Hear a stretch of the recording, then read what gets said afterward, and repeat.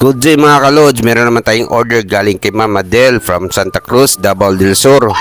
Ngayong umaga pa lang, inayos ko yung mga order niya para madali ko lang siya ibigay. Pipikapin niya ngayong araw yung mga order niya. Nasa 300 pieces pala na pizza dough order niya. Huwag na kayo magtaka kung bakit marami siyang order. Isa pala siyang supplier ng frozen pizza.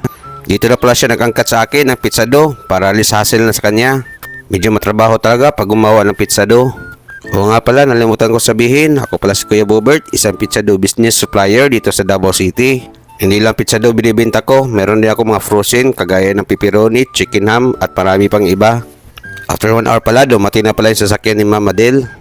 Kaya nagmamadali ako kasi may pupuntahan pa daw sila. Kaya naintindihan ko, pag isang negosyante, lagi talagang busy. Kaya paglabas ko ng bahay, binuksan kagad ng mister niya yung sasakyan nila. Hindi na pala nagkasya lahat ng pizza dough, kaya mamayang hapon babalikan pa daw nila. So dito lang guys, salamat.